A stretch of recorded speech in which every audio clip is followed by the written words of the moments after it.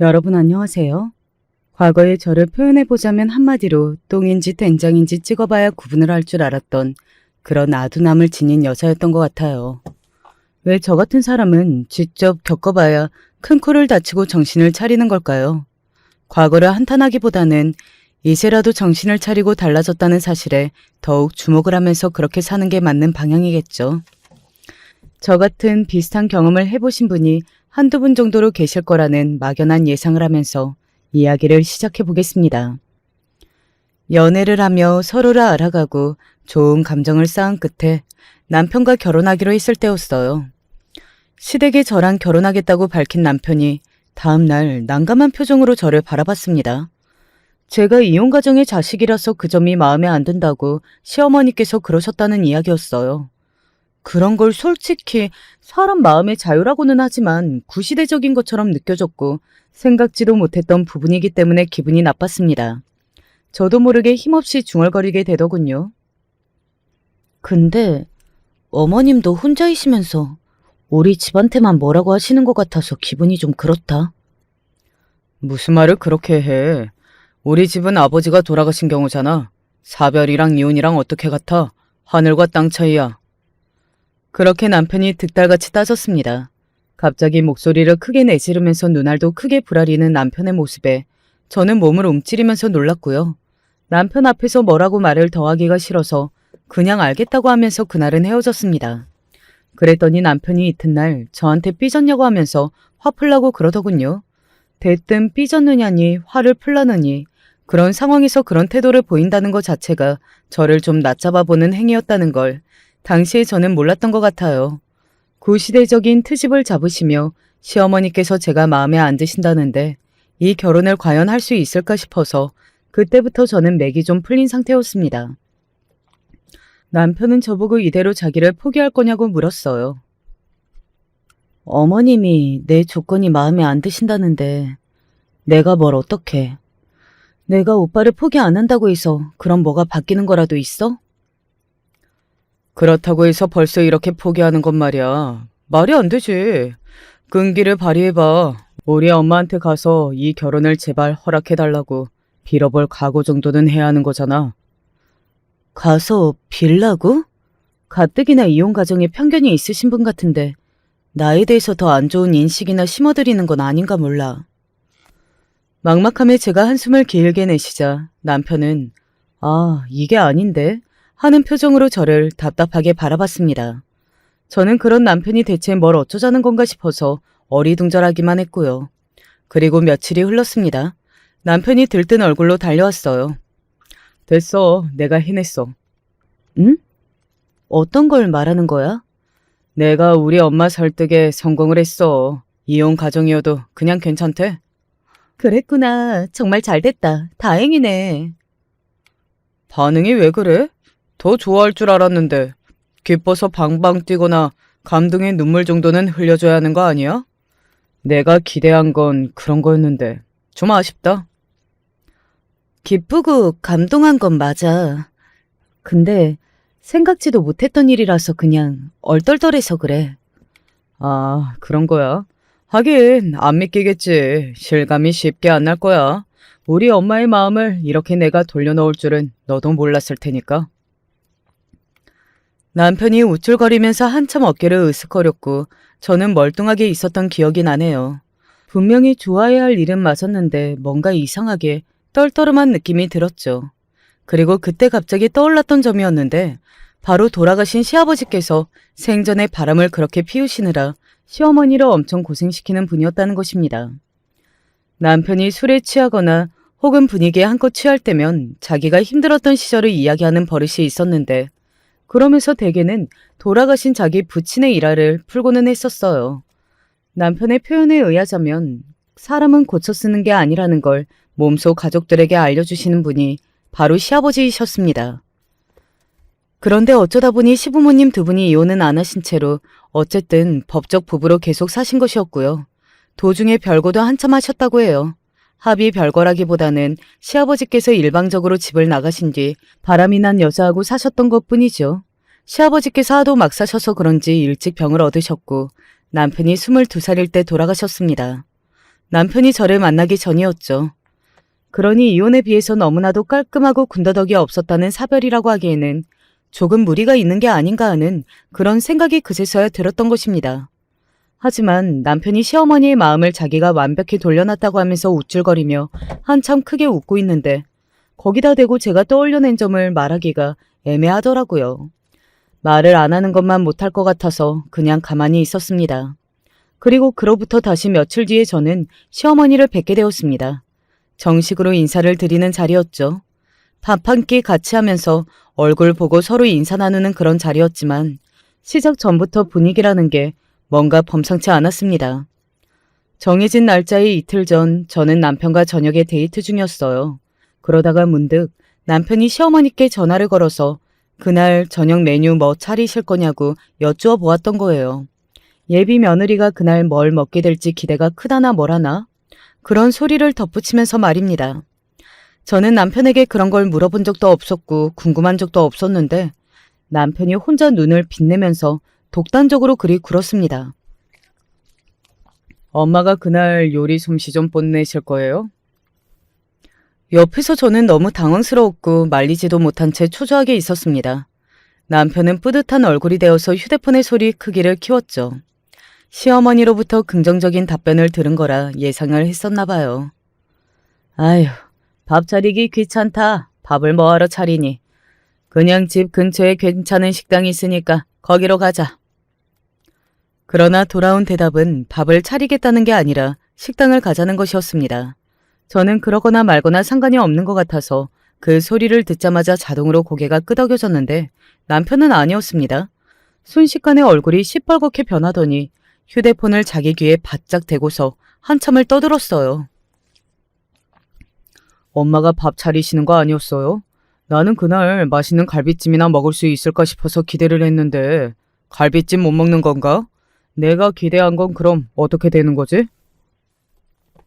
남편이 울컥한 목소리를 내는데 저는 이 상황이 저렇게 과민 반응할 일인가 싶어서 상당히 혼자 멋쩍어지고 말았습니다. 휴대폰을 자기 귀에 꽉 대고 있었던 남편 때문에 시어머니의 목소리는 제가 정확히 더 들을 수 없었는데요. 잠시 후 통화를 종료한 남편의 표정은 방금 전에 열이 올랐던 것과는 다르게 평온한 기색이었습니다. 어떡하지? 우리 엄마가 며느리를 보고 실망을 할지 안 할지는 모르는데 직접 수고로이 호화 밥상을 차리기는 어렵다고 그러시네. 뭐? 그게 무슨 소리야? 내가 별로일까봐 직접 식사 준비를 하기 어려우시다는 거야? 맞아. 근데 괜찮아. 너무 실망할 필요는 없어. 아직 실망하기에는 일러. 이번에 첫 단추만 잘 끼워놓잖아.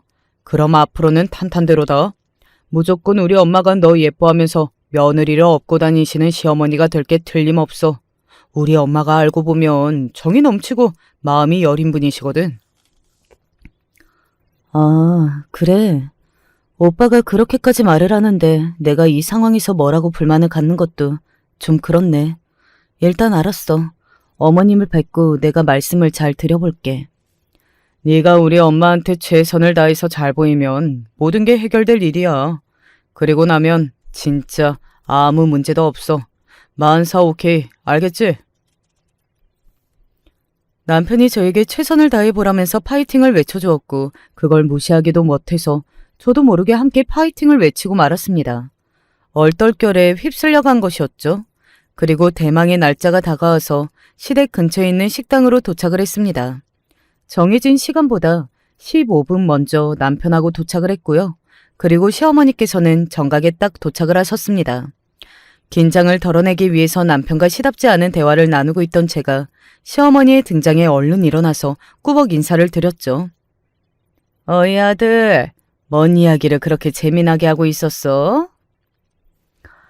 그런데 제 인사는 받는 둥 마는 둥 하시면서 시어머니께서는 남편을 향해 그렇게 물어보셨고요. 남편이 그냥 농담 따먹기나 하고 있었다고 어물쩡 대답을 하니까 자리에 앉으신 시어머니께서 그제야 저를 똑바로 쳐다보셨습니다. 그냥 쳐다보시는 게 아니라 조금은 뚫어지게 바라보시는 것 같은 그런 시선이었고요. 정면으로 시선을 받으려니 예의가 아닌 것 같고 그렇다고 시선을 피하자니 그것도 아닌 것 같아서 저는 비스듬히 시어머니의 미간을 바라보고 있었죠. 평소에 말도 많은 주제에 이런 순간에는 아무 소리를 안 하고 있는 남편이 원망스러웠습니다. 어색한 순간을 가르며 음식 서빙을 위해 직원이 다가왔고 시어머니께서 입을 여신 것은 그 순간이었습니다. 뭐야? 우리 아들보다 인물부터 너무 떨어지잖아. 네? 죄송한데 지금 뭐라고 하셨어요? 접시 놓는 소리 때문에 혹시라도 제가 잘못 들었나 싶어서 안 믿기는 심정으로 그리 되물었습니다. 심지어 식당 직원분도 눈이 휘둥그레졌더라고요. 그러자 시어머니께서는 저를 비웃으시는 얼굴이 되어 다시 똑바로 말씀을 해주시더군요. 우리 아들보다 인물이 못하다고 그것도 너무 차이가 나게. 아니 제가 너무 어이가 없어가지고 이런 황당한 발언 앞에서 당사자인 그 아들은 어떤 심정일까 싶어서 제가 옆을 쳐다봤습니다. 그때 남편은 눈이 튀어나올 듯한 모습으로 부끄럽다는 듯 얼른 직원분을 향해 손을 먼저 휘두르고 있었습니다. 가시라는 의미였죠. 휘휘 내젓는 손동작에 직원분이 자리를 뜨자마자 남편이 말했습니다. 엄마, 갑자기 뭔 소리셔? 엄마 체했어? 성준아, 너는 왜 너보다 인물이 한참 떨어지는 여자를 만났어? 사진으로 내가 몇 번 보여드렸잖아. 그때마다 별소리 안 하셨으면서. 그때마다 자세히 안 봤어. 이상하다. 우리가 놀이공원 다녀온 사진을 보셨을 때는 분명 여자친구의 인상이 곱다고 엄마가 그러셨는데. 아, 그때는 그랬는데 오늘 보니까 완전히 사진빨이었구만. 사진하고 다른 사람이 나온 줄 알았네. 시어머니께서 피식 코웃음을 치셨고 저는 계속해서 이 상황이 믿어지지 않아서 넋이 나간 채로 남편을 눈짓했던 것 같아요. 이게 대관절 어떻게 된 일이냐는 신호였죠. 모친이 저런 성격의 소유자시라는 정보를 제가 받은 적이 없었기에 무척이나 당황스럽다는 신호이기도 했고요. 이혼 가정 이야기나 열심히 방어를 하면 될 거라고 마음의 준비를 하고 나온 저에게 이런 상황은 너무 의외였습니다. 남편이 어루숙하게 손으로 자기 뒷머리를 글쩍글쩍 만지면서 이렇게 말을 했어요. 사진빨 아닌데 오늘은 왜 이런 모습이냐 하면 그게 이유가 화장 연하게 해서 그래요. 어른들 뵙는 자리니까 자연스럽게 하고 온 거지. 화장 빡세게 하면 예뻐. 결혼식 때도 예쁘겠죠. 예쁘기는 호박에 줄 긋는다고 수박되니? 딱 봐도 천생 호박이구만. 내 눈은 못 속여. 그래서요. 나 그러면 결혼하지 마. 엄마가 원하시는 게 그건가? 네가 아까워서 그렇지 이 녀석아. 성준이 네가 너무 아까우니까. 시어머니께서 당신의 가슴을 퍽퍽 두드리며 말씀하셨습니다. 그러자 남편이 먼 산이라도 찾으려는 듯 시선을 멀찍이 돌리더군요. 식당의 메뉴판이나 뚫어지게 쳐다보기 시작한 남편의 모습을 보고 저는 이 상황이 암만 해도 현실 같지 않아서 시어머니께 직접 여쭈어 보았습니다. 저기, 어머님, 제가 이해가 안 돼서 그러는데요. 혹시 저한테 지금 못생겼다고 하시는 건가요? 뻔히 다 들었으면서 묻기는 왜 묻니? 못생겼으면 머리가 총명하기라도 해야지. 왜 아둔하기까지 해? 정말 가지가지 하는구나. 그런 소리를 듣고 아무렇지 않을 수 있는 사람이 세상에 있긴 할까요? 제 속이 막 울렁거리기 시작했습니다. 저는 제가 예쁘다고 생각한 적은 없지만 딱히 못생겼다고 생각한 적도 없는데요. 자신감은 그래도 넘치는 모양이구나. 용케 자신감은 있네. 우리 아들보다 인물도 못난 게. 와, 태어나서 그렇게 자존심이 상하는 순간은 처음이었습니다. 그것도 그런 식으로 자존심을 구기는 일이 생길 줄은 상상도 못하고 살아온 바였죠. 남편은 여전히 메뉴판을 분석이라도 하려는 듯 멀찍이 시선을 돌린 채로 책임을 회피하는 중이었습니다. 그래서 하는 수 없이 제가 또 시어머니께 정면으로 맞섰죠. 자신감이 넘쳐서 그러는 게 아니라 객관적으로 제가 못생기진 않았어요. 저는 지금까지 살면서 못생겼다는 소리를 들어본 적이 없었는걸요? 없기는 지금 나한테서 들었잖아. 그러니까요. 어머님 이전에는 아무도 저한테 그런 소리를 안 했다고요. 자신감이 넘치는 것뿐만 아니라 주변에서 네가 사람들을 잘 둔 모양이구나. 주변 사람들이 예의가 참 발랐네. 그렇다고 친다면 어머님은 예의가 없으신 건가요? 뭐라고? 나한테 지금 예의가 없다고 그랬니? 뻔히 다 들으셨으면서 뭘 되묻고 그러세요? 시어머니께서 저한테 행하셨던 그대로 말씀을 돌려드렸더니 약 올라서 미치려고 하셨습니다. 소용없이 딴청을 피우던 걸 그만둔 남편이 경악을 해서는 두 여자 사이에서 튀는 불꽃을 보며 어쩔 줄 몰라 했고요. 그러더니 저한테 답지 않게 왜 이러냐면서 속닥거렸습니다. 이러는 건 저답지 않다고 하더군요. 제가 평소에는 그냥 좋은 게 좋은 거라고 생각하면서 사는 스타일이기는 했지요. 하지만 이런 상황은 상식이라는 걸 벗어난 경우였으니까요. 참을 수가 없었습니다. 뭐 이런 싸가지가 다 있어. 그동안 내가 전해 듣고 이러는 공손하고 다소곳하다고 들었는데 그게 다 가짜였구나. 역시 사람을 볼 때는 그 집안을 봐야 한다는 소리가 괜히 있는 게 아니지. 부모가 이혼한 집구석에서 그 자식이 옳게 살았겠어? 그리고 너 고졸이라면서. 요즘 세상에 고졸이 웬 말이야? 가는 말이 고와야 오는 말이 곱죠. 제가 만약에 진짜로 못생겼다고 한들 사람 면전 앞에서 그러시면 되나요? 가짜로 못생긴 사람보다 진짜로 못생긴 사람 앞에서 그러시면 두 배로 무례하신 거예요. 어머님은 그 연세 잡수시도록 그런 것도 못 깨우치셨나 봐요. 여태까지 그럼 뭐 하시면서 사셨어요? 헛살아오신 것만은 제가 알겠고요. 이게 진짜 너 미쳤니? 너네가 절대로 우리 아들하고 허락 못해. 이 결혼 반대야. 찬성이라고 하셔도 이제는 제가 반대입니다. 저는 싸늘하게 웃으면서 가방을 챙겼고 남편이 낯빛이 창백해져서는 저를 따라 자리에서 일어났어요. 그러자 시어머니께서 뒷목을 잡으시는 신용을 하시더군요. 성준아, 아유 우리 아들 엄마 죽겠다. 자기야. 반대라니 그게 무슨 소리야. 우리 결혼하기로 이미 다 이야기 끝냈고 다 정했는데 이제 와서 그러면 어떡해. 시어머니의 필사적인 연기에도 남편은 창백해진 낯빛으로 저를 붙잡을 따름이었습니다. 그러자 시어머니께서는 괘씸해서 돌아버리겠다는 눈빛으로 저를 흘겨보셨고요. 어떡하기는 뭘 어떡해. 결혼 안 하는 거지. 우리가 계획했던 것들, 나누었던 이야기들 죄다 없던 걸로 해야지. 나는 저런 시어머니 밑에서 며느리 노릇하기 싫어. 절대 못해. 아니, 절대 안 해. 자기야, 우리 엄마가 오늘 컨디션이 안 좋아서 그래. 응? 엄마가 집에 가서 타이레놀 몇 알 잡수고 주무시면 다음날에 기분 좋아져서 자기한테 사과도 하고 우리 결혼 축하한다고 인사도 해주실 거야. 남편이 뭘 믿고 그렇게 자신만만하게 말을 늘어놓았는지 모를 일이었습니다. 제가 시어머니 쪽을 쳐다보자 아니나 다를까 기가 막히다는 표정이 되셔서는 자신의 아들을 쳐다보고 계셨어요. 그 아들은 저만 보고 있었지만요. 어머님, 저에 비하자면 훨씬 아까운 어머님의 아들이 그렇다는데요. 어머님은 어떻게 생각하세요? 내일이 되면 저한테 미안하신 마음이 들 것 같으신가요? 내가 그럴 것 같니? 절대 아니야. 우리 집에는 타이레놀이 있지도 않아. 아, 그러세요? 그거 참 안타깝네요. 너무 안타까워서 역시나 이 결혼은 없던 일로 해야겠습니다. 그리고 어머님, 제가 못생겼다고 한다면 어머님 아들은 난쟁이 같네요. 저랑 지금 옆에 서 있는데 키 차이도 얼마 안 나잖아요. 여자하고 키가 이렇게 비슷해서 어떡하나요? 누구더러 난쟁이를 건방지게 감히 누구더러. 우리 아들이 난쟁이가 아니라 네가 거인이어서 그런 거겠지. 시어머니께서 상을 엎으실 기세로 자리에서 벌떡 일어나셨습니다. 저는 그저 싱긋 웃어드렸고요.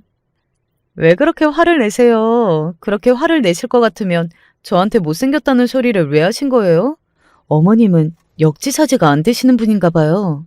아, 그리고 자식 키가 작은 건 대체로 엄마의 키 유전을 따라서 그렇다고 하더라고요. 지금 어머님이 일어서신 모습을 보니까 그게 정말 맞는 소리 같네요. 난쟁이 유전자가 정말 안쓰럽습니다. 제가 단호하게 외치자 기껏 일어나셨던 보람도 없게 시어머니께서는 현기증을 일으키며 주저앉으셨습니다. 기세 등등하게 굴었으나 저는 심장이 미친 것처럼 뛰고 있었고 몸이 막 떨리면서 속이 계속 울렁거리고 있었어요. 그래서 돌아서자마자 거의 눈물이 쏟아질 것 같아졌고 그걸 꾹 참으면서 식당을 나와 걷기 시작했습니다. 잠시 후에 저를 따라온 남편이 제 팔을 붙잡았고요. 야, 너 대체 뭐 하는 짓이야? 이게 다 뭐야? 너 왜 이러는 건데? 남편이 몹시 화가 나서는 제 팔을 세게 붙잡고 소리를 고래고래 질러댔습니다. 지나가던 사람들이 깜짝 놀라서 이쪽을 쳐다보는 게 느껴졌고요. 저는 시어머니 앞에서 모든 에너지를 쓰고 나온지라 너무 힘이 들어서 남편을 상대할 기력도 없었습니다. 그런데 제가 눈물이 그렁그렁한 상태라는 걸 발견한 남편이 갑자기 화를 누그러뜨리더라고요. 아이, 뭐야, 울었어? 앞에서만 그랬고 뒤에서는 이렇게 울면서 후회하는 중이었어? 혼자 북치고 장구치고 다 하길래 너무 힘들어서 그냥 뭐라 대꾸도 안 하고 가만히 있었습니다. 근데 남편이 하는 소리가 아까 시어머니 앞에서 제가 너무했다고 그렇게 지적을 하면서 저에게 커다란 실망을 해버렸다는 거예요. 어른을 상대로 저의 태도가 너무 건방졌다고 남편이 그런 걸 저한테 뭐라고 한마디 할 줄 알았습니다. 하지만 예상 외의 이야기라 하더군요. 난쟁이라니. 나보고 난쟁이라니. 어떻게 그럴 수가 있어? 여태까지 그러면 나를 난쟁이라고 생각해 온 거였어? 오빠는 거기에서 화가 난 거야? 다른 게 아니라? 난쟁이라는 대목이 너무 자존심 상하고 화가 났어. 나를 그렇게 생각했다니 정말로 실망이다. 이런 여자였구나. 아니, 여태까지 난쟁이라고 생각한 적은 없었는데 어머님 앞에서 너무 열이 받은 나머지 그냥 홧김에 아무 소리나 뱉어버린 거야. 그리고 오빠는 키가 별로 크지는 않지만 얼굴이 괜찮잖아. 그렇지. 내가 작은 건 아니지. 난쟁이는 절대 아니고. 얼굴은 꽤 잘생겼으니까 합쳐서 점수를 내자면 내가 평균보다 위지. 상위권이야. 그건 확실해. 남편이 평소에 입버릇처럼 하던 소리가 나 정도면 잘생겼다라는 것이기 때문에 순간적으로 임기응변을 발휘한 것이었는데 잘 먹혔습니다. 남편은 언제 불같이 화를 냈었냐는 듯 천하태평해진 모습으로 저를 배웅해 주었어요. 우리 엄마는 내가 설득할 수 있어. 내가 구슬리면 그만이야. 아무 걱정도 하지 마. 글쎄, 모르겠어. 오늘 그런 일이 있었는데 어머님이 과연 마음을 돌리실까 의심스럽고 나도 계속 마음이 편하지 않아. 마음이 편하지 않는다는 게 뭔 소리야? 결혼에 대해서 확신이 좀 사라진 것만 같다는 의미야. 야, 무슨 개소리를 하고 있어. 나랑 결혼하는 게 너의 꿈이잖아, 꿈. 정신 차리고 나랑 결혼해서 꿈을 이룰 준비나 해. 남편이 또다시 울컥한 모습으로 언성을 높였습니다. 저는 깜짝 놀라서 더 이상 뭐라고 말도 못하고 제 집으로 돌아가서 심신을 다스렸죠. 남편과 결혼하는 게 저의 꿈이라고 말한 적이 단 한 번도 없었습니다. 그런데 남편이 멋대로 그렇게 표현을 해버렸어요. 저는 그날 찝찝한 기분을 안고 간신히 잠들었죠. 제 공간은 아담한 원룸이었습니다. 친정엄마는 몸이 안 좋으셔서 먼 시골의 외갓집에서 지내셨어요. 그 집에는 외할머니, 큰이모와 큰이모부, 그리고 이제는 엄마까지 이렇게 살고 계셨습니다. 큰이모와 큰이모부는 미천이 어렵사리 마련해서 개업을 하셨던 식당이 쫄딱 망한 이후로 외갓집에서 살게 되셨고 작게 농사를 짓고 계셨습니다. 외갓집안의 형편이 원래 안 좋았어요. 옛날에는 더 못 살았는데 사는 수준 자체가 높아진 시대를 맞이하면서 그냥 딱 그만큼 외가의 형편도 나아졌던 것뿐이죠. 연세에 비해서 엄마의 건강이 터무니없이 안 좋아지게 된 것은 무조건 아버지 때문이었습니다. 다른 이유는 없었어요. 아버지가 엄마를 그렇게나 따라다니면서 만나달라고 결혼해달라고 간청을 하시는 바람에 두 분이 부부가 되셨다고 하더라고요. 결혼 전에 교제 기간은 1년 남짓으로 그렇게 길지 않았고요. 결혼 3년 만에 제가 태어났습니다. 그리고 제 밑으로 원래 동생이 있었어요. 태어났다면 동생이었겠죠. 하지만 세상의 빛도 보지 못한 채로 엄마의 뱃속에서 그 생명이 숨을 거둬야만 했습니다. 제가 정확히는 안 여쭤봐서 모르는데 아마 그때 엄마가 임신 25주는 최소한 되셨던 것 같아요. 어쩌면 28주였을 수도 있고요. 하여튼 임신하신 지 6개월이 훌쩍 넘으셨을 때였는데 아버지 때문에 유산을 겪으셨습니다. 아버지가 술에 취하셔서 아주 미친 행패를 부리셨거든요. 저희 가족이 그때 2층짜리 주택의 2층에서 세대로 살았습니다. 2층으로 올라가는 계단이 바깥쪽으로 따로 나 있었어요. 아버지가 술에 취하신 채로 무섭게 행패를 부리셨고 엄마에게 목을 졸라서 기절을 한번 시켜보겠다는 발언을 하셨습니다. 징그럽게 웃으시며 손을 뻗은 채 다가오시는 아버지의 모습 앞에서 겁에 잔뜩 질리신 엄마는 도망을 치기 시작하셨어요. 신발도 제대로 못 신은 채 바깥으로 나가셨고 그때 그만 계단을 구르고 마셨습니다. 유산의 전말은 이렇게 끔찍했죠. 내가 제정신이 아니었어. 술에 취해서 내가 대체 뭘 어떻게 했는지도 솔직히 말하자면 하나도 기억이 안 나. 아버지에게는 아주 편리한 방패가 있었습니다. 그 만능 방패의 이름은 기억이 안 난다는 것이었습니다. 엄마의 눈에 실필줄이 다 터지게 해놓으셨을 때도, 머리를 때려서 기절을 시키셨을 때도 아버지는 그 다음에 꼭 기억이 안 난다고 하셨습니다. 아버지가 보이시는 악마의 눈물을 엄마라고 해서 항상 속아 넘어가셨던 것만은 아닙니다. 하지만 무서우니까 차마 거스를 용기도 도망칠 배짱도 없으셨죠. 자식을 이혼 가정 집안의 아이로 만들 수 없다는 단단한 생각도 한몫을 하셨고요. 아버지가 변하겠다고 약속하시는 것을 가끔은 믿기도 하셨습니다. 달라지겠다고 아버지는 몇 번이고 약속을 하셨으나 그 약속이 정말로 지켜지는 날은 오지 않았고요. 아버지 때문에 엄마의 속은 이미 썩어 문드러져 간 지 오래였습니다. 속이 꽉 막히게 답답한 이 굴레가 어디까지 이어질지 궁금했는데 전혀 기대하지 않았던 방향으로 그게 깨지더라고요. 아버지가 바람이 나셨어요. 원래 문제가 많으셨던 분인데 그 이전까지 온갖 문제들 사이에 여자 문제가 안 끼어 있었을 리 없었죠. 여자 문제 역시도 엄마의 속을 뒤집어 놓는 것들 중에 하나였으니까요. 하지만 이번에는 달랐습니다. 이혼하자 우리. 그간 같이 살 만큼 살았잖아. 바람이 난 상대하고 아버지가 진짜로 살림을 차려서 살고 부부가 되고 싶어 하셨던 거예요. 진심인 바람이라니 아주 우스꽝스러운 이야기였습니다. 엄마도 그때 많이 웃기셨던 것 같아요. 그래서 이혼을 말씀하셨던 아버지 앞에서 크게 웃으셨습니다. 박장대소를 하셨어요. 당신답지 않게 왜 이렇게 웃고 자빠졌어? 내 말 안 들려? 이혼하자니까 이혼.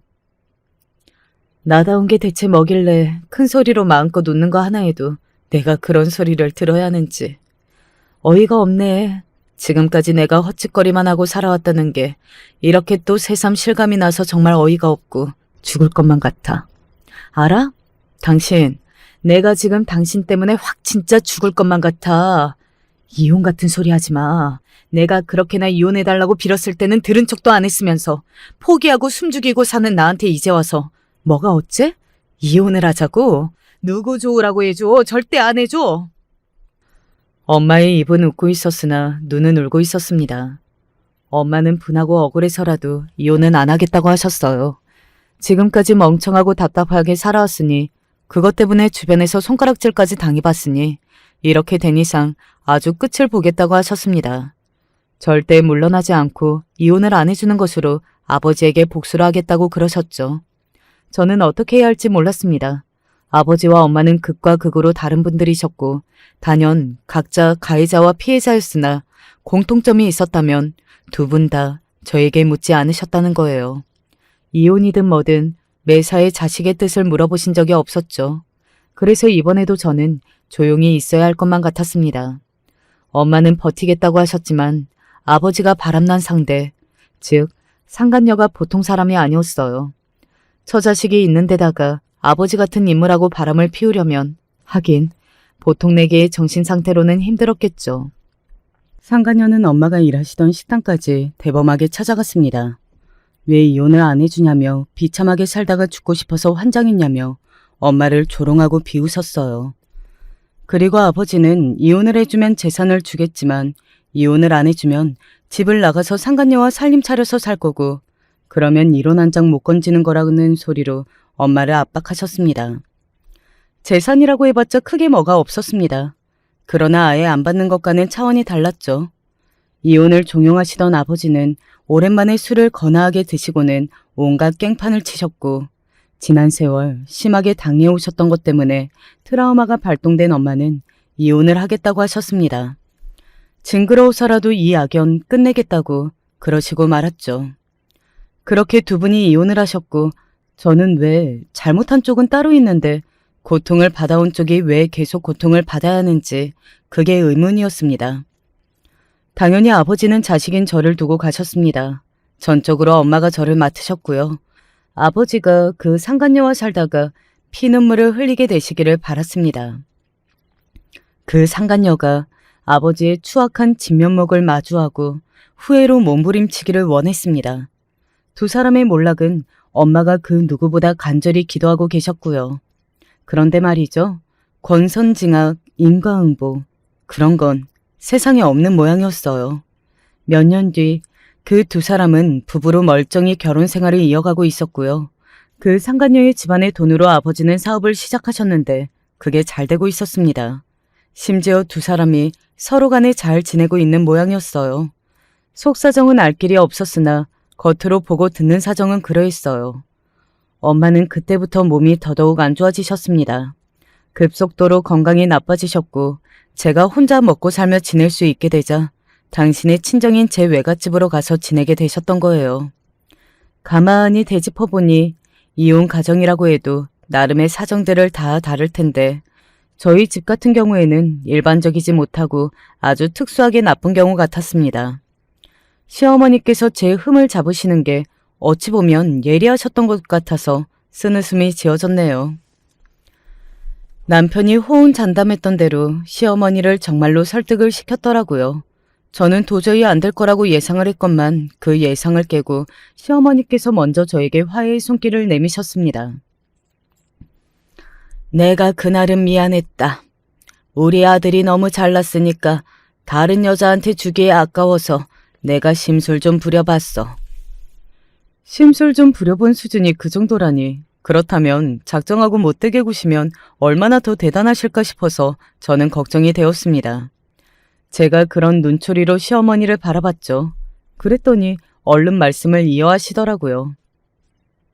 네가 별로인 것만 같았는데 가만히 뜯어보니까 인물이 떨어지는 대신에 자신감도 넘치고 주변의 사람들도 외모 이야기를 안 하는 진국으로 잘 둔 것 같고 내가 그날 너한테 심한 말들을 했지만 그 안에 너를 향한 칭찬도 사실은 담겨 있었더구나.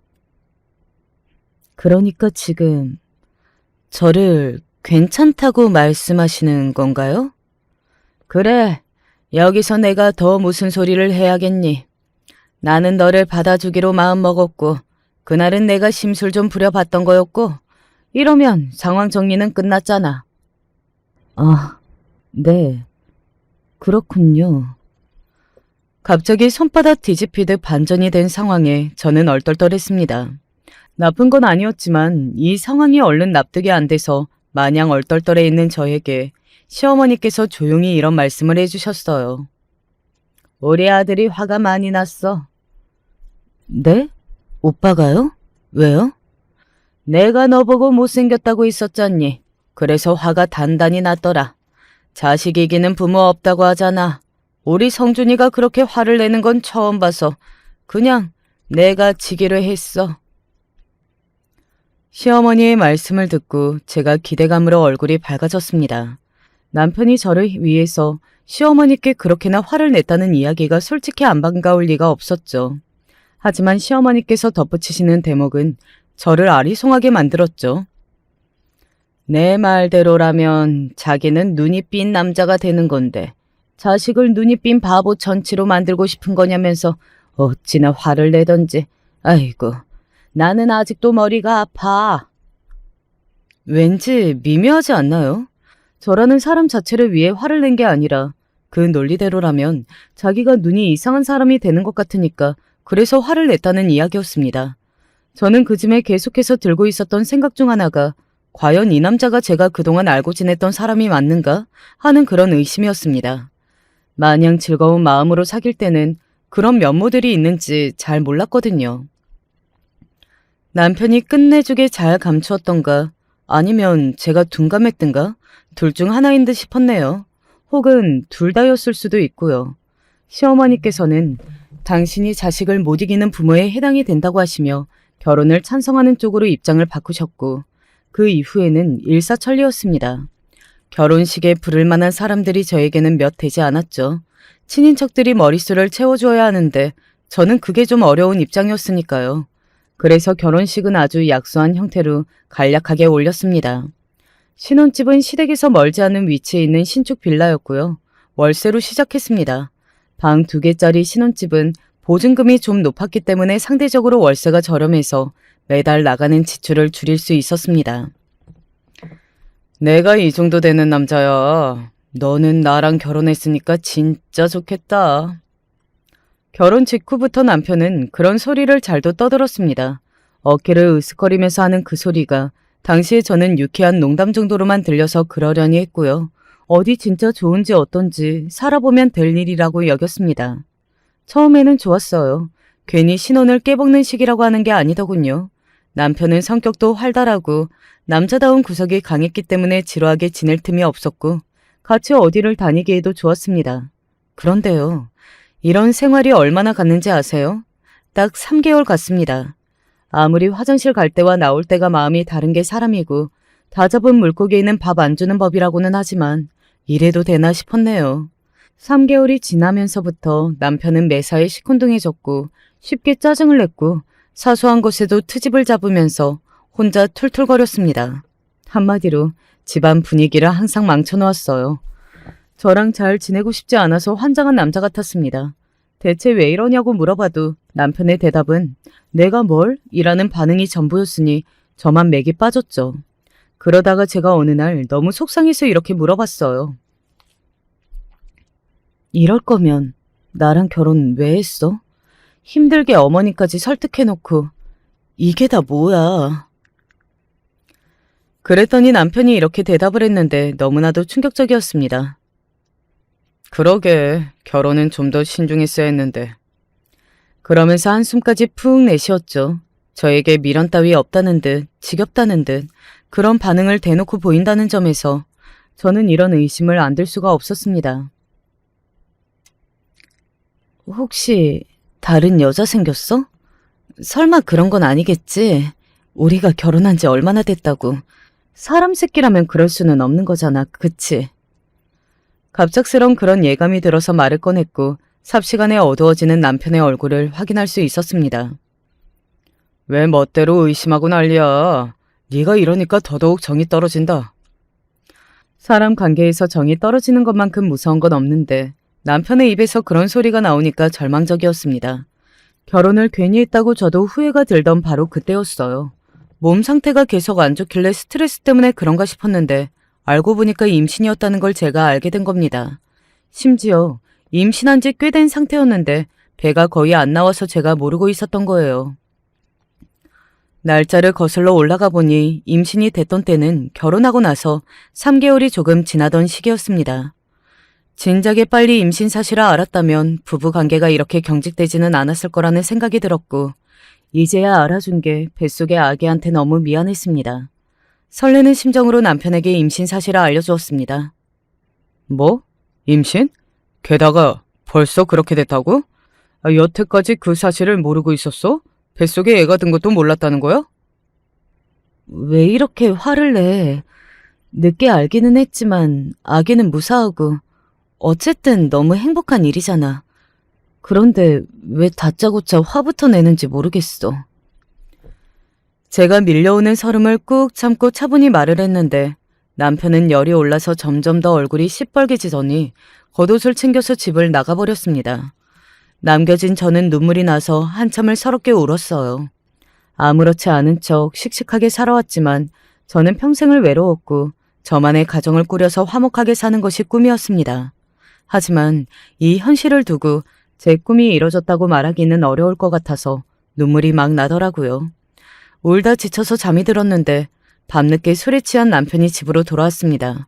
술 냄새 때문에 저는 코부터 틀어막아야 했고요.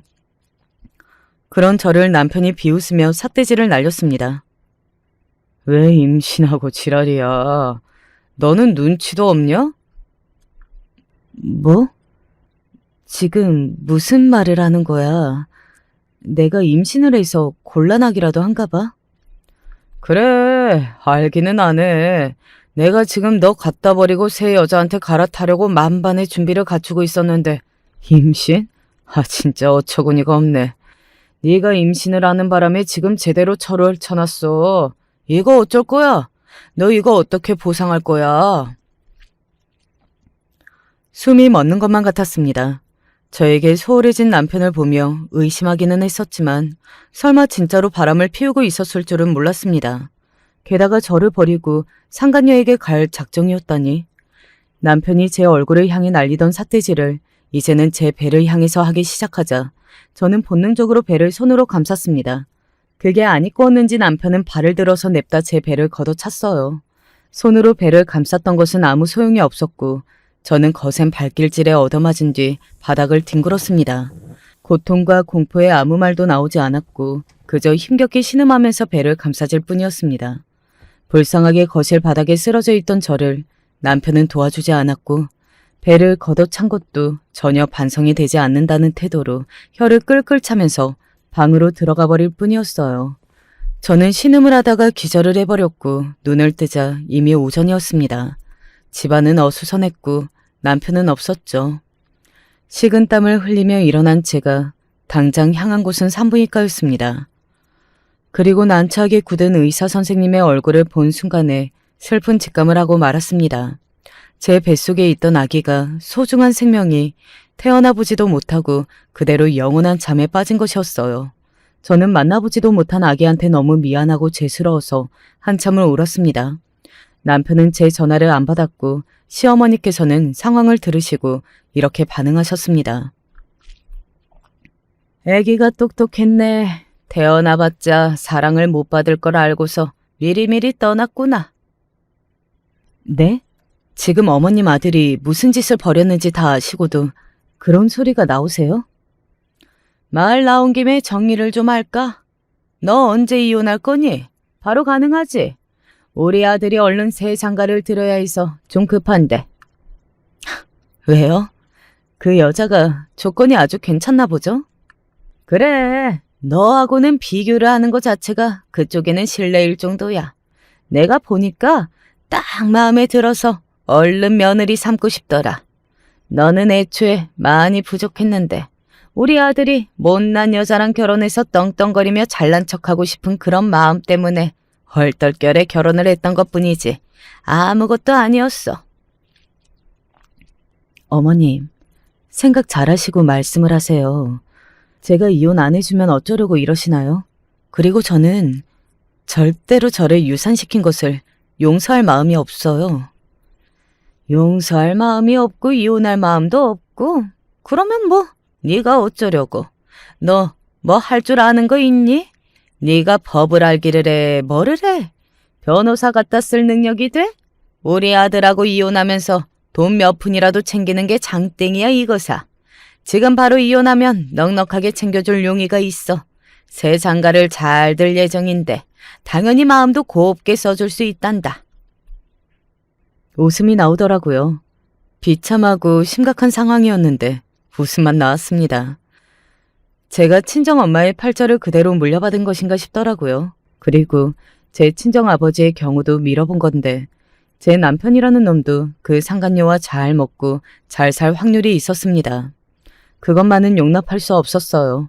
멍청한 엄마와 나쁜 아빠 사이에서 생겨난 죄 하나로 태어나보지도 못하고 떠난 생명을 위해서라도 저는 더 이상 멍청하게 당할 수 없었고 남편이 잘 되는 꼴도 볼 수 없었습니다.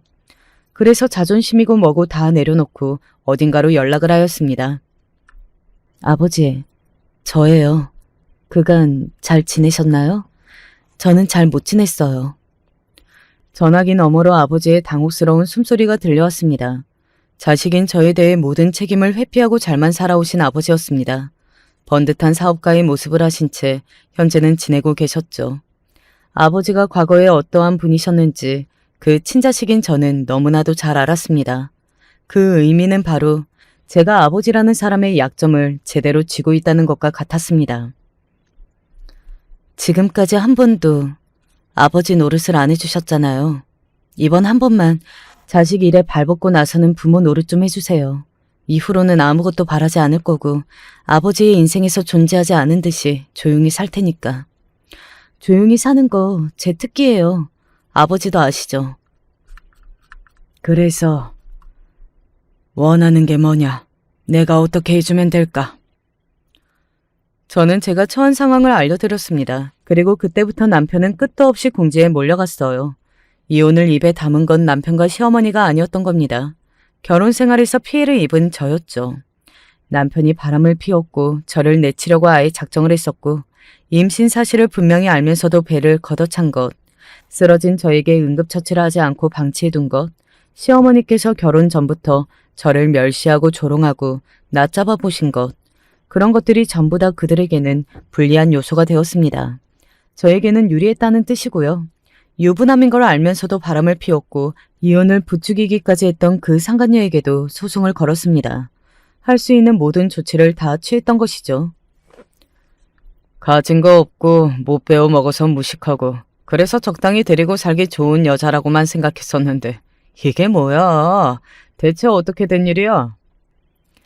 제가 안 보고 살았던 아버지가 능력을 발휘하셨고 모든 지원을 아끼지 않으셨다는 점을 알고서 남편 놈은 개거품을 물었습니다. 시어머니 또한 마찬가지여서 아주 혼비백산하시더라고요. 잘 나가는 변호사가 부리는 솜씨 앞에서 그 모자는 완패를 당하다 못해 아주 패가망신을 당했습니다. 골수까지 다 빨아먹을 기세로 공격을 하니까 도리 없이 싹 다 털리고 말았던 것이죠. 그 상간녀는 치를 떨면서 남편과 헤어졌고요. 싹싹 다 털리고 상간녀에게도 버림받은 남편 놈은 용서를 해달라며 저에게 빌었습니다. 나 이제 정말 달라질 거야. 정신 차리고 잘 살 거야. 딱 한 번만 기회를 주면 안 될까? 이혼 소송 때문에 남편 놈은 그 사이에 10년을 늙어버린 모습이었습니다. 쾌행한 모습으로 안쓰러운 눈물까지 흘리는 남편 놈을 보면서 저는 단호하게 고개를 흔들었습니다. 아니, 안 믿어. 절대 안 믿으니까 용서도 타협도 아무것도 없어. 내가 미안하다잖아. 반성한다잖아. 나 이제 진짜로 다시 태어날 거야. 내가 왜 절대 안 믿는다고 하는지 알아? 이미 선례를 봤기 때문이야. 악어의 눈물을 흘렸던 사람. 그 사람이 바로 내 아버지였거든. 그러니까 나는 알아. 당신이 지금 조금도 진심으로 반성을 하지 않고 있다는 걸. 제가 덤덤하게 뱉은 말 앞에서 이제는 도망칠 구멍조차 없다는 걸 깨달은 남편이 초라한 몰골로 주저앉았습니다. 저는 미련 없이 차갑게 돌아섰네요. 시어머니께서는 화병이 나서 쓰러진 지 오래였고요. 아들 하나 바라보고 사시는 게 낙이었는데 상황이 이렇게 됐으니 진짜 살맛 안 나셨겠죠.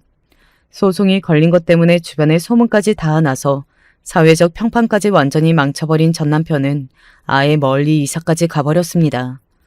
우연히 제가 듣기로는 어디 무슨 작은 원룸에서 지낸다나 뭐 그랬던 것 같아요. 이혼을 한 뒤에 변화가 생겼다면 외가에서 지내시던 엄마가 올라오셨고 저와 같이 살게 되셨다는 점입니다. 제 이혼 과정에서 아버지가 모든 도움을 다 주셨다는 걸 아신 뒤로 엄마는 어딘가 후련한 얼굴이 되셨고 기운을 좀 차리셨어요. 그리고 갑자기 저도 모르게 아버지한테 연락을 따로 하셔서는 5천만 원이라는 큰돈을 받아내셨습니다. 돈 안 주면 찾아가서 내가 품은 한이 얼마나 깊은지 몸소 보여주겠다고 했더니 돈을 보내주더라. 진작 이럴걸. 다 쓰고 나면 또 달라 그래야겠어. 저는 엄마가 원래 이렇게 의기양양한 얼굴도 하실 줄 아는 분인가 싶어서 신기했는데 보기는 좋더라고요. 전에 없이 친밀한 모녀 사이가 되어서 잘 지내고 있답니다. 안녕하세요. 나이 환갑이 넘은 아저씨입니다. 혹여나 듣는 분들께선 제 이야기를 보고 왜 이렇게 바보같이 살았냐고 하실 분이 계시겠지만 그래도 제 나름 사정이 있어서 그런 거니 너무 안 좋게만 보지 마시고 들어주셨으면 좋겠습니다. 흔히 좋은 부모 아래서 자라면 나중에 커서 좋은 가정을 이루고 싶다고 생각할 확률이 높다고 하더군요. 저는 집안이 경제적으로 유복하진 않았지만 부모님 금술이 너무 좋으셔서 적어도 굉장히 화목한 가정을 이루며 살았다고 생각합니다. 그런 부모님을 보고 자라서 그런지 저 또한 나중에 결혼하면 우리 부모님과 같은 부부 사이로 지내면서 아들 하나 딸 하나 낳고 행복하게 지내고 싶다라고 생각하곤 했습니다. 그래서 공부도 열심히 했던 것 같습니다.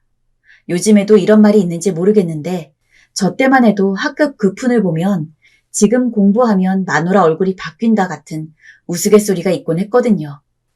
저는 얼굴까지는 안 바뀌어도 되지만 적어도 저와 함께 발에 맞춰 좋은 가정을 이루고 싶어하는 참한 마누라를 만나고 싶었습니다. 그러기 위해서는 당연히 저부터 먼저 나서서 노력을 하는 것이 맞죠. 초등학교, 중학교, 고등학교, 그리고 대학교까지 한 번도 공부를 손에 놓은 적이 없습니다. 덕분에 성적도 괜찮았고 좋은 대학에 가서 졸업을 한 뒤에는 제법 이름 있고 유명한 기업에 취직해서 일을 할 수 있었어요. 철수 씨, 이것 좀 복사해와. 네, 알겠습니다. 하지만 세상은 그리 녹록지만은 않았습니다. 사회를 잘 몰랐던 저는 그냥 막연히 제가 좋은 회사에 들어가서 일을 하면 그만한 여자가 금방 생길 줄 알았는데 이건 뭐 일하느라 바빠서 여자 만날 시간도 없고 무엇보다도 주변에 정말 좋은 여자가 있는지 알아보기가 힘들더라고요. 맨날 공부만 하느라 당연히 연애는 뒷전이었고 솔직히 말하면 변변한 친구도 몇 명 없습니다. 상사가 시키는 일거리에 치여 회사 이곳저곳을 빨빨 돌아다니고 칼퇴근은커녕 집에 있는 시간보다 회사에 있는 시간이 더 길다고 느껴질 정도였죠. 그러다 보니 지금 이렇게 해서는 내가 원하는 결혼을 할 수 없겠다는 생각이 퍼뜩 스쳤습니다. 그리고 그때부터 저는 회사를 그만두고 조금 더 여유 시간이 생길 수 있도록 저만의 사업을 꾸리는 것에 대해서 곰곰이 고민을 하게 되었어요. 철수야, 야망이 있는 건 좋지만 사업은 까딱 잘못하면 실패하기도 쉬운데 그냥 직장에 다니는 게 안정적이고 낫지 않겠어? 처음에 부모님은 제 사업에 대해서 굉장히 회의적인 반응을 보이셨지만 제가 강경하게 사업을 하고 싶다고 이야기하니 어쩔 수 없다는 듯 결국 허락을 해주셨고 저는 작은 의류 사업을 하나 하게 되었습니다. 아무래도 처음 사업을 하는 거다 보니 초반에는 여기저기 발품 팔러 다니고 정보도 알아볼 겸 시간을 쓸 일이 너무 많아 오히려 회사를 다닐 때보다 더 바빴어요. 하지만 어느 정도 기반이 잡히고 나니 효율도 올라가고 예전보다는 시간을 쓰는 게 훨씬 편해졌습니다. 제 시간이 생기다 보니 몇몇 아는 사람들에게 여자도 소개받았죠. 그러다 지금의 아내를 만났습니다. 김철수 씨죠? 안녕하세요. 반가워요. 그동안 소개받은 여자들은 허영심이 강하거나 성격적인 부분에서 맞지 않는 등 뭔가 연인이나 부부로서의 인연을 이어가기에는 애매한 사람들이 많았는데 아내는 달랐습니다. 첫 인사를 나누던 목소리도 너무 고왔고 몇 번 만나보니 쓸데없는 데 돈을 쓰지 않는 절약적인 성격이더라고요. 게다가 아내는 회사를 다니고 있었는데 회사 내에서도 주요 직책에 올라서 일을 할 만큼 똑부러진 사람이었습니다.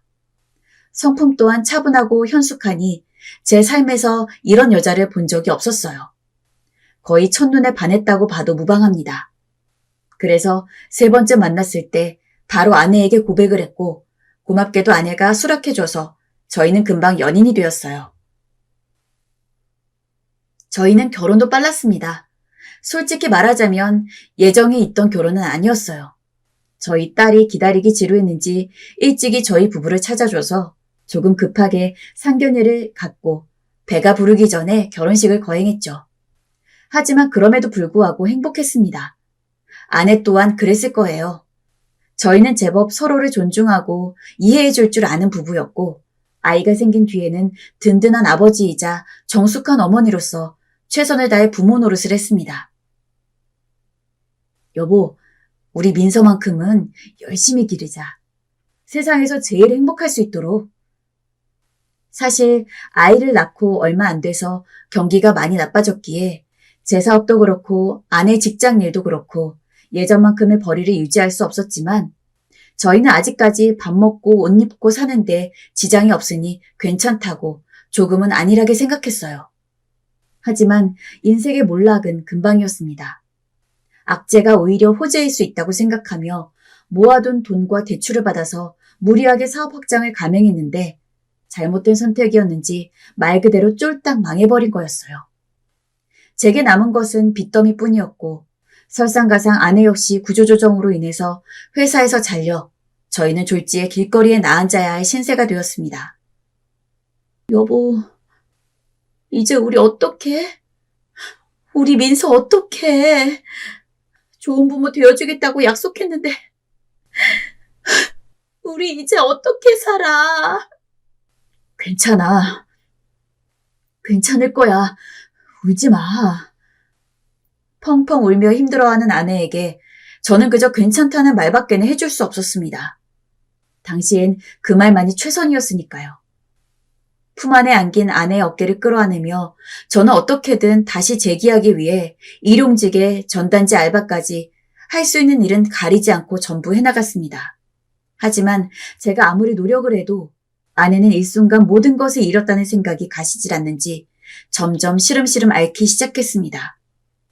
처음에는 우울증과 같은 정신적인 병에서 시작해서 나중에는 육체적인 고통까지 와 아침에 일어나지 못하고 밤에 잠들지를 못했습니다. 저는 딸아이를 돌보면서 몸이 아픈 아내까지 함께 살펴야 했습니다. 어떻게든 병든 아내의 마음을 고치기 위해 이것저것 선물도 하고 짬을 내서 여행도 가고 할 수 있는 노력은 다 했던 것 같아요. 하지만 제 노력이 부족했던 탓일까요? 간신히 숨만 붙어 있는 채 5년을 버티던 아내는 혼자 세상을 등지고 말았습니다. 초등학생도 안 된 어린 딸은 아내의 장례식장에서 계속 엄마를 불렀습니다. 그 천진함에 저는 차마 아무런 말도 못하고 그저 딸아이의 머리를 가만히 쓰다듬으며 흐느꼈는데 그 순간이 가장 인생에서 고통스럽고 절망적인 순간이었습니다. 나를 믿고 가정을 꾸려준 아내를 잃은 고통은 제가 생각했던 것보다 훨씬 컸어요. 아내가 살아생전 어떤 심정과 어떤 생각을 가지고 그렇게 우울해하면서 힘들었는지 이제야 알 것 같았습니다. 그걸 제대로 이해해주지 못한 것 같아 남편으로서 죄스러움과 미안함이 컸습니다.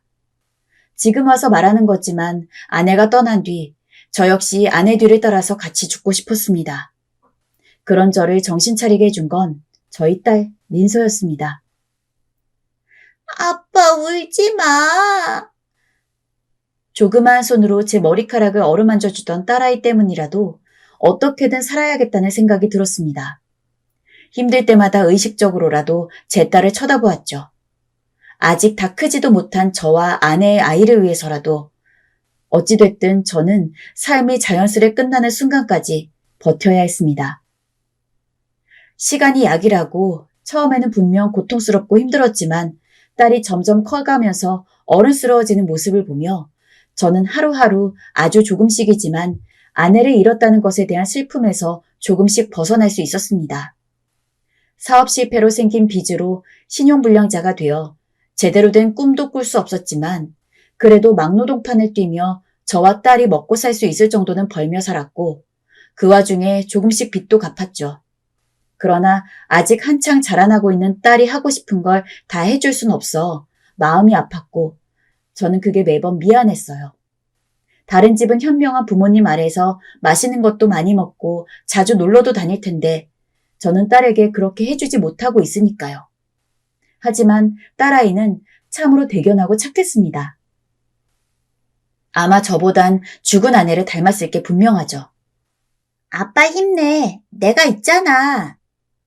종종 제가 술을 한두 잔 마시고 들어와서 아이의 옆에 앉아 주어도 없는 미안하다는 말을 중얼거리면 아직 어른도 되지 않은 애가 저를 달랜답시고 저리 고운 말을 하곤 했습니다. 그러면 저는 딸아이 몰래 화장실에 들어앉아 눈물을 뚝뚝 떨구곤 했어요.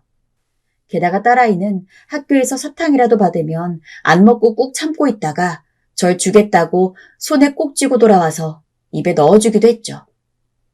그런 딸아이가 있는데 제가 어떻게 대충 살 수 있겠습니까? 딸, 공부하고 싶은 거 있으면 말해. 아빠가 학원 보내줄 테니까. 그럴게. 근데 지금도 충분해. 학교 선생님이 잘 가르쳐줘서 혼자 공부할 수 있어요. 공부 욕심이 많아 성적도 좋았던 딸이기에 청소년기에는 제가 조금 무리해서라도 딸아이가 다니고 싶은 학원 한두 개는 다니게 해야겠다는 마음에 저렇게 권유를 해도 딸은 혼자서도 잘할 수 있다며 문제집 한두 권을 해질 때까지 쓰곤 했습니다. 처음엔 바보처럼 딸이 성적을 잘 받아오길래 정말 딸이 괜찮은 줄 알았어요. 근데 딸이 친구와 통화하면서 학원을 다니지 못하는 서름을 얘기하더라고요. 전 그제야 딸이 집안 환경을 알고 이 못난 아빠를 배려했다는 걸 깨닫고 너무 가슴이 아파 그 길로 바로 학원을 등록해 주었습니다. 아빠, 여기 학원비 비싼데 나 혼자 그냥 공부해도 돼. 진짜야. 아니야. 아빠 이번에 월급이 올라서 이 정도는 충분히 감당할 수 있어. 앞으로 우리 딸 하고 싶은 거 있으면 뭐든 말해. 아빠가 다 해줄게. 딸아이는 친구들이 영어, 수학, 논술, 과학학원 등 학원을 4~5개씩 다닐 때 고작 영어 학원 등록하는 거 가지고 저리 전전긍긍하며 집안 형편을 걱정하더군요. 전 그런 딸을 보며 딸이 고등학교에 갈 때까지 어떻게든 할 수 있는 모든 일은 다 해야겠다고 마음먹었습니다. 그리고 제 딸은 남들보다 턱없이 부족한 환경임에도 불구하고 무려 교대에 합격을 했습니다. 딸이 입학처로부터 합격 전화를 받은 날이 여직 생생합니다. 이상하게 저는 그 전화를 받자마자 가물가물했던 아내 얼굴이 생각나면서 눈물이 펑펑 나더라고요. 아내가 이 소식을 듣고 하늘에서 얼마나 기뻐하고 있을까 생각하니 가슴이 아렸습니다. 이 순간에 아내가 없다는 것도 슬펐고요. 눈물만 글썽거리던 딸이 저를 보고 화들짝 놀라서 도리어 제 눈물을 닦아주었지요. 만약 아내가 죽었을 당시 제가 딸아이를 외면하고 삶을 포기했다면 그런 기쁨을 누리지는 못했을 겁니다. 다행스럽게도 딸이 대학교에 입학할 때는 신용도 많이 회복을 해서 막노동 일을 벗어날 수 있었어요. 이미 나이가 나이인지라 새로운 일자리를 얻긴 힘들었지만 매일같이 이력서를 수십 군데 넣었고 딸에게 컴퓨터를 쓰는 법도 새로 배웠습니다. 여러 가지를 익히고 배운 덕에 저는 얼마 지나지 않아서 어느 회사의 경비로 일을 하게 되었습니다. 제 나이 때 할 수 있는 일을 가장 괜찮았죠. 오늘부터 같이 일하게 된 김철수라고 합니다. 잘 부탁해요. 회사 규모가 큰지라 같은 시간대 저를 포함해서 3명의 경비가 있었어요. 아무래도 홀로 회사를 지키며 시간을 때우는 것보다는 동료들이 있는 게 일단 저는 마음에 들었죠. 마침 같이 일하는 경비들이 다 또래였기에 친하게 지낼 수 있었던 것 같습니다. 아무래도 나이가 나이인지라 주로 자식들 이야기가 주를 이뤘죠. 이번에 내 딸이 교대에 합격했어. 이제 졸업하면 선생님이 되겠지. 아이고, 딸이 엄청나게 공부를 잘하나 보네. 그러게 말이야. 아빠가 돼서 해준 것도 하나 없이 미안해 죽겠는데 알아서 잘하더라고. 기특하고 대견해. 자식들 이야기를 하는 그 시간은 참 행복했습니다. 제 딸을 자랑할 수 있는 시간이었으니까요. 또 경비일도 나쁘지 않았습니다.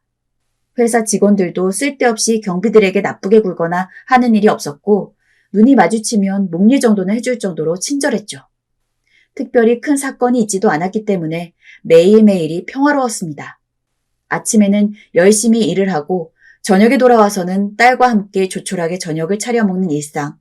앞으로도 그 소소한 일상이 지금처럼만 계속되길 바라고 또 바랬습니다. 하지만 이런 제 바람은 경비 일을 시작한 지 약 3개월 차에 무너지게 되었습니다. 아, 짜증나네. 저기요, 아저씨. 눈을 어디다 두는 거예요? 정말 사소한 일이었습니다. 주차장 근처가 지저분해서 빗자루를 들고 쓸고 있는데 제 뒤를 지나가는 사람을 보지 못해서 약간 부딪혔죠. 곧바로 죄송합니다 하고 사과를 했지만 제 딸아이 또래로 보이는 젊은 남자는 저를 위아래로 훑어보더니 이름표에 눈을 두곤 대뜸 각오하라고 하고는 회사로 들어갔습니다. 자주 마주치는 얼굴들은 기억하고 있었는데 그 남자는 난생 처음 보는 얼굴이었죠.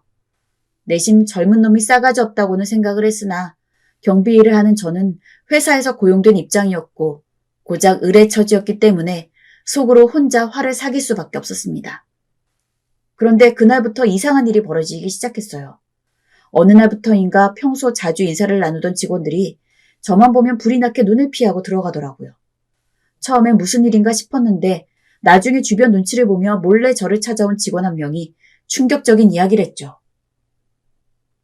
혹시 사장님 아들이랑 무슨 일이 있으세요? 그분이 갑자기 경비 아저씨랑 인사하면 앞으로 인사이동에 도움이 안 될 거라고 거의 으름장을 놓더라고요. 아저씨 이름을 딱 집으면서 이야기했으니까 아마 맞을 거예요. 예? 정말요? 알고 보니 그때 저랑 부딪혔던 새파랗게 어린 남자애가 이 회사 사장의 아들이었던 겁니다. 어처구니가 없었습니다. 아무리 사장 아들이라고 해도 그렇지 대체 집안에서 교육을 어떻게 시켰길래 그렇게 망나니같이 구는지 신기했습니다. 사실을 이야기하러 와준 직원에게는 고맙다고 인사를 하고 돌려보냈습니다. 뭐 그까진 인사해도 그만 안 해도 그만이었으니까요. 하지만 괴롭힘은 점점 더 심해졌습니다. 처음에는 직원들에게만 인사를 하지 말라고 하는 것 같더니 나중에는 저와 같은 시간대에 일하는 다른 경비들에게도 저와 어울리지 말라고 했나 보더라고요. 직원들은 몰라도 매일같이 담소를 나누며 함께 일하는 동료들이 저를 피하는 것은 가슴이 아팠습니다. 미안해 철수 씨. 나도 어쩔 수가 없어. 이 나이에 어디 가서 일구하는 거 쉽지 않잖아. 처음엔 너무 당황해서 어떻게든 붙잡고 이야기를 하려고 하자 동료 경비 한 명이 사과를 하며 저와 이야기를 하거나 어울릴 시 바로 잘릴 생각하라고 사장 아들이 그랬다는군요. 화가 나는데도 아무것도 할 수 없는 제 처지가 너무나 비참했습니다. 그러던 중 또 한 번 견딜 수 없는 일이 생겼습니다. 어느 날 경비 일을 하면서 마지막으로 퇴근하기 전 손전등을 들고 건물을 점검하고 있었는데 그러던 중 엘리베이터에서 내려오는 사장 아들과 마주친 겁니다. 최대한 눈을 피하고 고개를 떨구며 지나가려 하는데 사장 아들이 어깨로 저를 치더라고요. 일부러 그런 거였죠. 그 바람에 저는 들고 있던 손전등을 떨어뜨려 버렸고 큰 소리가 울려 퍼지면서 사장 아들의 얼굴이 맹수처럼 사나워졌습니다. 그리고 그 표정은 너 잘 걸렸다는 표정으로 순식간에 뒤바뀌어 버렸죠. 이봐요 아저씨. 일 제대로 하는 거 맞습니까? 아니 손전등을 그리 힘없이 주면 어쩌자는 거예요? 이거 망가지기라도 하면 아저씨가 사낼 겁니까? 회사 물품 귀하게 여기세요. 황당했지만 저는 그저 예 하고 넘어갔습니다. 여기서 말대꾸를 해봤자 손해를 보는 건 저일 테니까요. 하지만 그런 일은 종종 계속되었습니다. 신기하게도 제가 건물 점검을 할 때쯤 복도를 어슬렁거리던 사장 아들을 만났고 사장 아들은 그때마다 트집을 잡기 시작했어요. 시간이 몇 시인데 아직 2층이냐. 발소리가 커서 일하는데 방해된다. 조용히 다녀라 등등 말도 안 되는 것들로 모욕을 주더라고요. 그것도 늘 사람들이 없는 구석진 곳에서 조용조용 으름장을 놓듯 저에게 마치 겁을 주듯 말했습니다. 정말 치졸하고 재수없는 자식이었습니다. 허나 전 이깟 회사하고 그만둘 수가 없었어요. 그러기엔 동료의 말처럼 제 나이가 많았고 이 정도 월급을 주는 회사도 별로 없었습니다. 제 딸의 등록금을 생각하면 막상 나가는 것이 너무나 막막했습니다.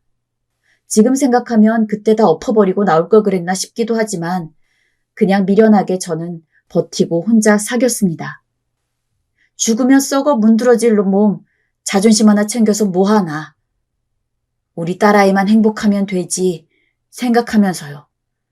그리고 왕따를 당하면서 이미 자존감이라는 게 남아있지 않을 정도로 정신적으로 피폐해졌기 때문에 그런 수모를 견딘 것일 수도 있고요.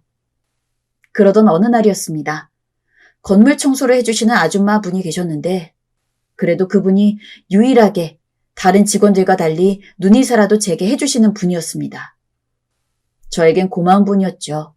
그런데 어느 날인가 아줌마가 갑자기 배가 아픈지 걸레만 좀 빨아주면 안 되겠느냐고 부탁을 하더라고요.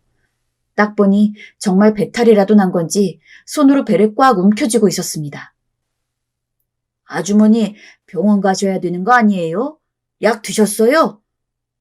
예. 약은 먹었는데 낫질 않아요. 그냥 걸레만 좀 빨아줘요. 나머진 내가 알아서 할게요. 힘없는 목소리로 저한테 부탁을 하는데 도저히 거절할 수가 없겠더라고요. 저는 딱한 마음에 걸레를 대신 빨아주고 아주머니가 닦아야 할 곳을 빠르게 닦아주었습니다. 그런데 정말 운이 나쁘게도 이 모습을 사장 아들이 본 거죠. 사장 아들은 저를 보자마자 역시나 인상을 확 찌푸렸고 저는 당황한 나머지 어떻게 할 줄 모르고 얼어버렸습니다. 아니, 왜 아저씨가 여기서 걸레를 잡고 계십니까? 그게 청소 아주머니가 지금 좀 아프셔가지고 제가 대신 일을 좀 봐주고 있었습니다. 그럼 아저씨가 하실 일은요? 그건 다 마무리하셨고요. 그게 다른 동료분이 자리를 지키고 있어서요. 제가 할 일은 잘하고 있습니다. 제 눈엔 그렇게 안 보이는데요? 자리를 벗어나셨잖아요.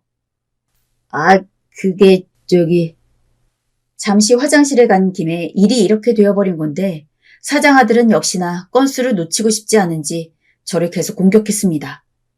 근무태만이 얼마나 큰 해고의 사유가 되는지 이유를 늘어놓으면서요. 저를 비웃는 미소를 짓는 사장 아들에게 너무나 큰 환멸을 느꼈지만 저는 앵무새처럼 그저 죄송하단 똑같은 말만 반복할 수밖에 없었습니다. 그런데 이어지는 사장 아들의 말이 너무도 충격적이었어요. 죄송하면 일이 다 해결됩니까? 그리 죄송하면 무릎이라도 꿇으세요. 네? 무릎 꿇으세요. 정말 죄송하면. 무릎 꿇고 용서를 비시라고요. 저 2번 말하는 거 굉장히 싫어합니다. 제 말대로 하시거나 아니면 여기서 나가세요. 그 순간 저는 회사를 당장이라도 때려치고 나오고 싶었습니다. 정말로요. 꾹꾹 눌러 참았던 마음이 이젠 터져나오기 일보 직전이었어요. 말 그대로 그 녀석의 얼굴에 대걸레를 물어 엎어버리고 걸레 같은 자식이라고 욕을 하고 나오고 싶었습니다. 그런데 그때 문득 딸의 얼굴이 생각났습니다. 오늘 아침 아빠 힘내 하고 말하던 어린 딸의 모습을요. 우리 민서, 저는 민서를 생각하며 천천히 무릎을 꿇었습니다. 제 모습을 본 동료들이 눈에 띄게 당황해했고 지나가던 회사 사람들도 절 보며 수군거렸지요. 저는 철저히 그 모든 시선을 무시하고 오로지 사장 아들만 쳐다보며 말했습니다. 죄송하다고, 용서해달라고요. 그러더니 이리 말하더군요. 그래요? 알겠어요. 이번은 특별히 넘어가드리니 다음부터 주의하세요. 사장 아들이 떠난 자리엔 제 비참함이 널브러져 있었습니다. 그리고 그 순간 대걸레를 보는데 그게 마치 저와 같아 보였습니다. 걸레같이 되어버린 쓸모없고 하잘 것 없는 존재. 그게 딱 저였죠. 그때가 처음이었습니다. 회사 안에서 서러움이 복받쳐 울었던 경험은요. 회사 화장실 칸에서 입을 틀어막고 서럽게 우는데 그 서러움은 말로 표현할 길이 없습니다. 사장 아들이 그렇게 나서서 왕따를 시키는데 그 명령을 어기고 일개 경비편을 들어줄 사람이 어디 있겠습니까? 제법 일하면서 넓은 인간관계를 쌓아왔지만 사장 아들로 인해 한순간에 혼자가 되었어요. 모두의 동정어린 시선을 받으며 혼자 일을 하고 혼자 밥을 먹었죠. 어울리는 건 고사하고 아무도 말 한마디 안 걸어주는 곳에서 근무를 하는 건 몇 배로 더 고단하고 힘든 일이었습니다. 그렇게 이를 악물고 딸이 졸업할 때까지 약 4년을 참아왔습니다. 보통 사람이 시간이 좀 지나면 어떤 것이든 익숙해진다고 하는데 따돌림은 도저히 익숙해질 만한 성질의 것이 아니더라고요. 게다가 가끔 사장 아들이 자기 기분이 안 좋으면 그 화풀이를 온통 저한테 했는데 그 모욕과 폭언은 차마 여기에 쓸 수가 없을 정도로 끔찍했습니다. 들으시는 분들은 놀라겠지만 사장 아들의 갑질은 비단 회사 안에서만 이루어지는 것은 아니었어요. 퇴근하고 잠시 딸아이 사줄 음식을 좀 사러 근처 식당에 들렀는데 거기에 사장 아들이 자기 친구들로 보이는 사람들이랑 같이 있더라고요. 그런데 친구들이 하나같이 덩치도 크고 우락바락한 게 거의 조폭이나 다름없었습니다. 사장 아들인 걸 알아보자마자 최대한 모르는 척하고 벗어나려고 했지만 사장 아들은 이미 제가 들어왔을 때부터 저인 걸 알았는지 빙그레 웃더군요. 이리 좀 와보세요, 아저씨. 어쩔 수 없이 인사를 했더니 사장 아들은 저를 불렀습니다. 제가 지금 딸아이가 기다리고 있어서 얼른 가봐야 해서요. 잠깐이면 돼요. 와보라니까요. 말투는 부드러웠지만 눈빛이나 표정은 영락없는 협박이나 다름없었습니다. 가까이 다가가 보니 그놈은 이미 취해 있었는지 술 냄새가 진동하고 있었고 혀는 뱀처럼 잔뜩 꼬여 있었어요. 아저씨 월급이 얼마입니까? 그 돈 가지고 생활이 되십니까? 딸이 뭐라 안 해요? 그래도 꼴에 아빠라서 자존심은 세워주나? 많이 취하셨습니다. 내가요? 나 안 취했는데. 아저씨도 여기 앉아서 한잔 하세요. 아니요. 저는 아까 말씀드렸다시피 얼른 집에 가야 해서. 앉으세요. 아저씨 같은 사람이 제가 주는 술 언제 받아보겠습니까? 다 드세요. 원샷!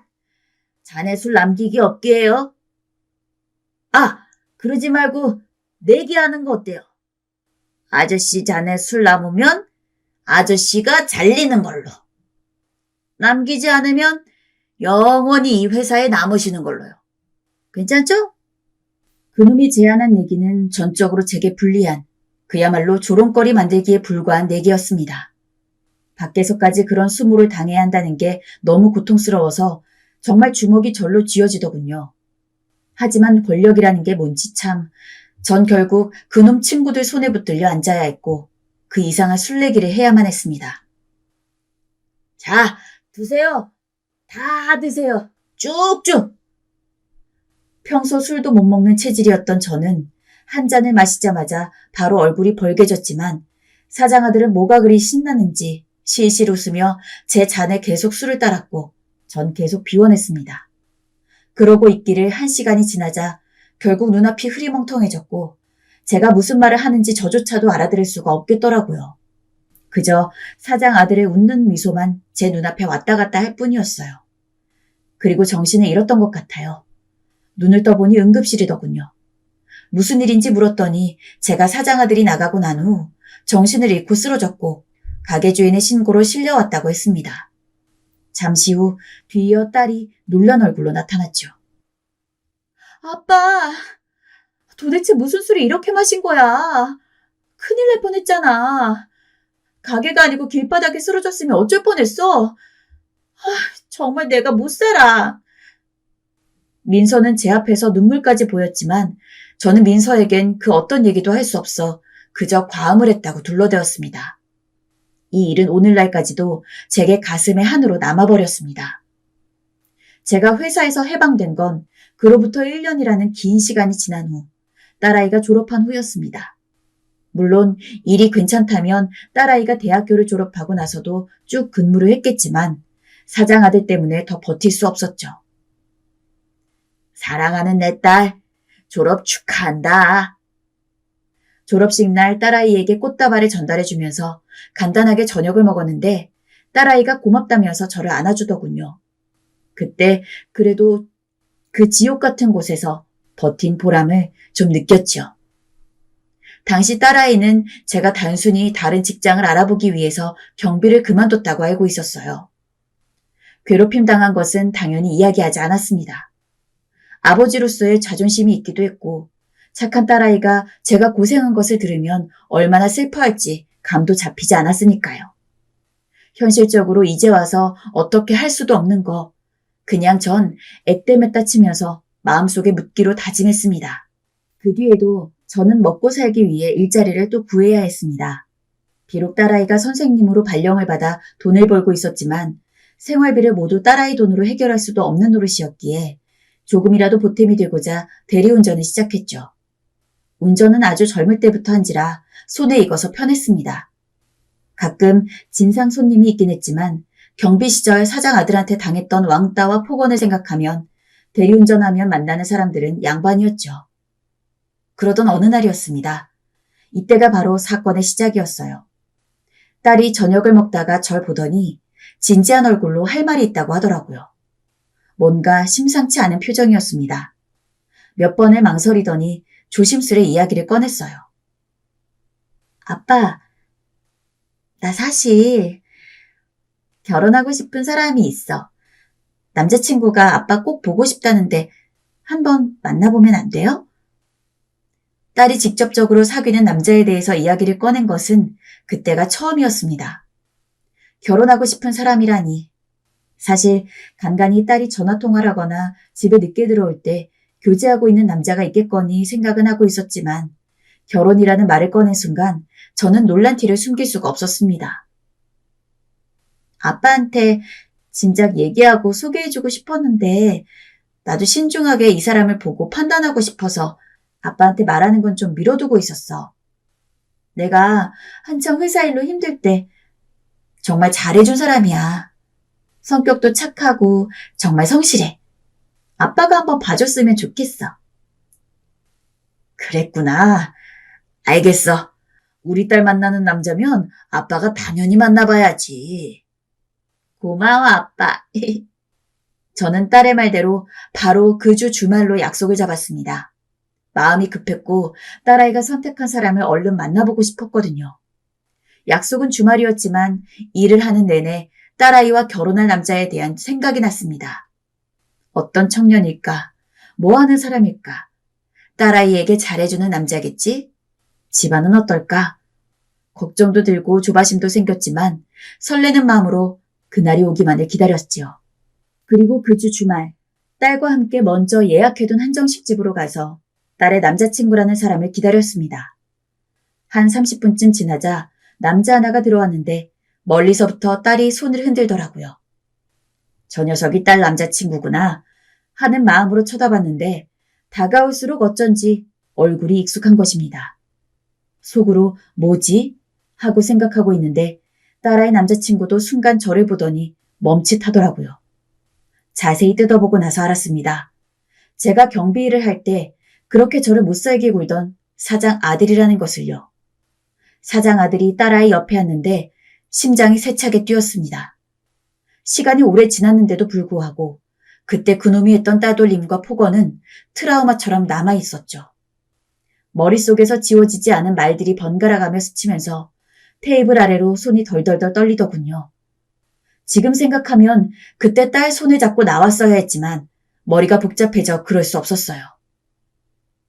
아빠, 왜 이렇게 식사를 잘 못해요? 맛이 별로예요? 딸이 저를 걱정하며 물었지만 그냥 괜찮다고 얼버무리며 애써 숟가락을 몇 번 뜨는 척했죠. 그런데 사장 아들은 가증스럽게도 몸이 안 좋으신 거예요? 라며 온갖 착한 척을 다 했어요. 아무래도 딸이랑 계속 관계를 이어나가려면 그런 식으로 저에게 잘 대해야겠다는 생각이 들었나 보죠.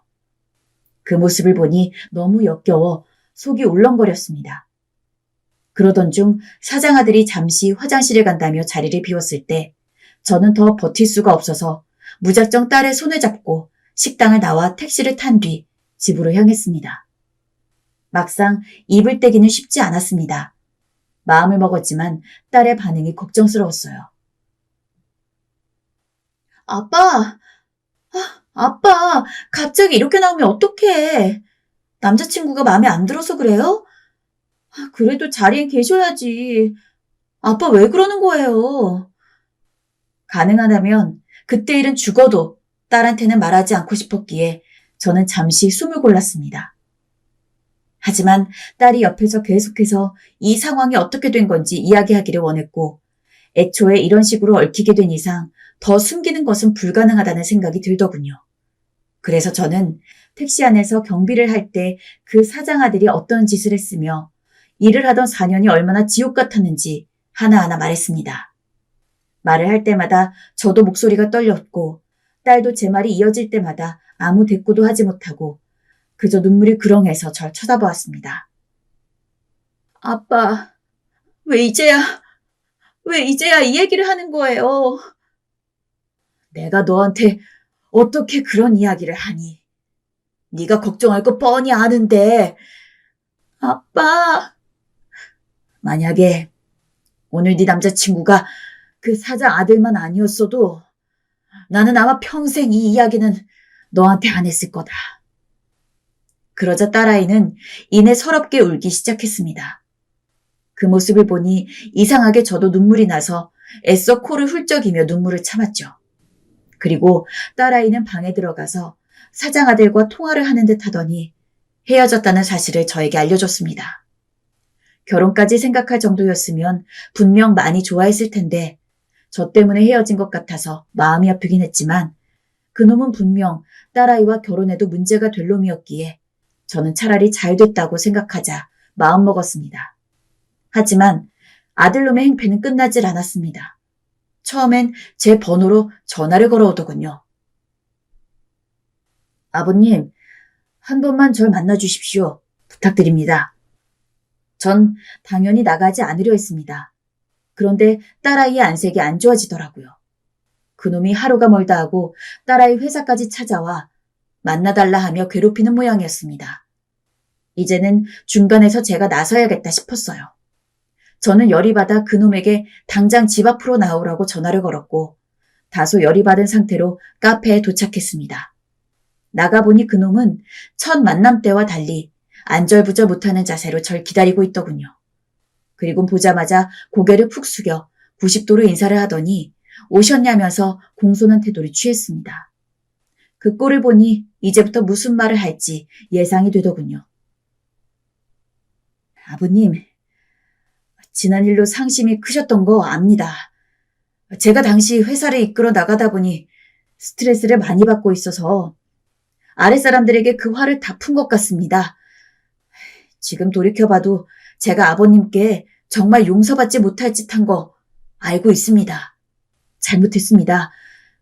하지만 저 많이 달라졌어요. 못 믿으시겠지만 회사 그만두고 나서 민서랑 고아원 봉사도 다니고 더 이상 아랫사람을 하대한다거나 막대하지 않아요. 한 번만, 딱 한 번만 용서해 주실 수 없겠습니까? 솔직히 저 아버님의 일은 어쨌거나 둘만의 일이지 않습니까?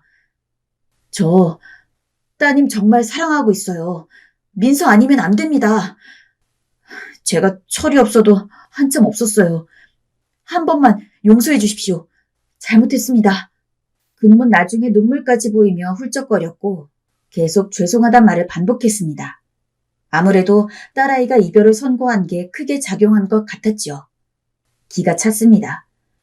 자신보다 나이가 많은 사람을 그저 아랫사람이라는 이유 하나만으로 온갖 수치와 모욕을 안겨주고 철이 없었다니. 잊고 있었던 기억이 올라오면서 그때로 되돌아간 것만 같았죠.